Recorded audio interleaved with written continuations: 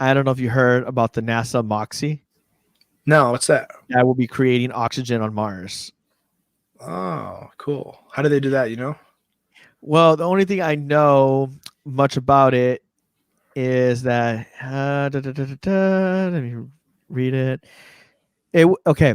It Moxie pulls in air using the pump, and it uses an electrochemical process to separate two oxygen atoms from each carbon dioxide molecule.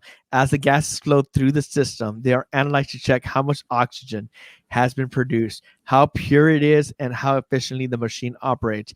After the experiment is run, all the gases are minted back into the atmosphere. Cool. They're saying that they're going to launch several of these to Mars and actually be able to produce oxygen and be able to oxygenate the atmosphere.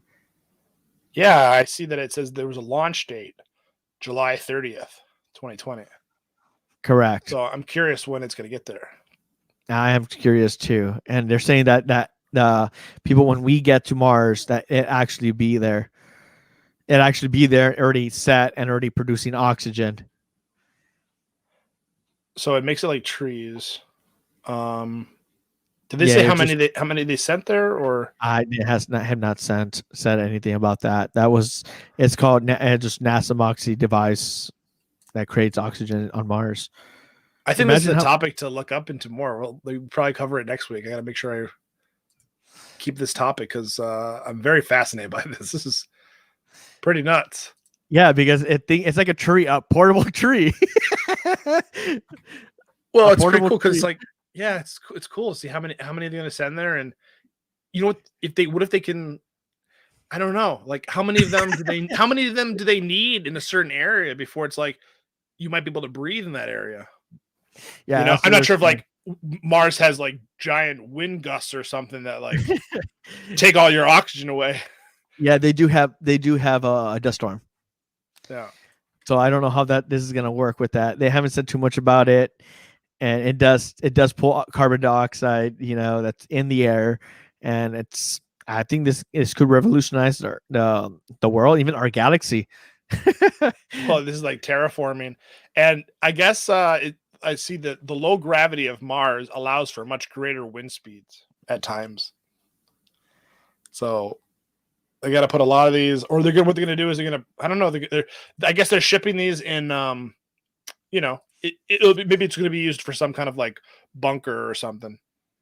Correct. I think they're so they're not going to use open. Yeah. Yeah, I think they were going to use like a terraform, like a shelter, some kind of shelter, and then produce oxygen so we could live there for a while, and then actually be able to terraform Mars. Yeah, they're shipping a whole bunch of stuff ahead of time, and then it's like when you move from one house to another house, you got to ship all the stuff there, and then you arrive after like most of the stuff's been there by like all the U-Haul people and stuff. Correct. And then you start organizing everything. Because it's going to take, I don't know how long the trip is. It's like, isn't it a couple of years? I think it was 16 months to get to Mars. Okay. So almost 2 years. Yeah, because what they use is because two Earth years is a year on Mars. Oh, I guess they're trying to actually get the Mars journey to below 6 months. Yeah, I don't know. So it's been shortened. I'm guessing because how small this is. But still, 6 months is a decent amount of time if you're going to spend time on Mars. Yeah, because you're losing bone density when you're on the trip. You're losing bone density when you're on Mars because even though it has gravity, it has less than Earth, and then you lose bone when you come back. Yeah, and how long are you going to get people to commit to staying on Mars? Correct.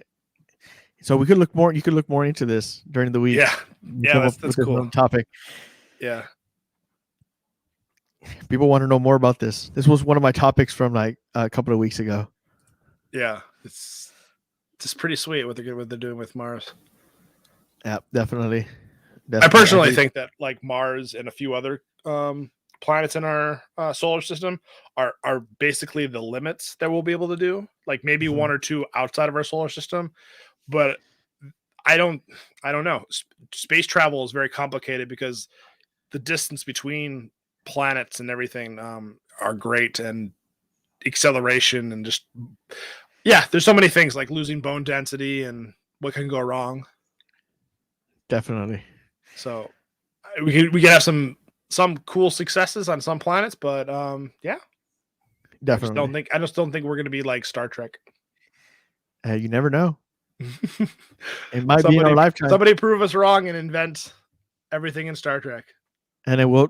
If you'd like to person to be on here, talk about it more, we'll be glad to have you on here. Talk more about that.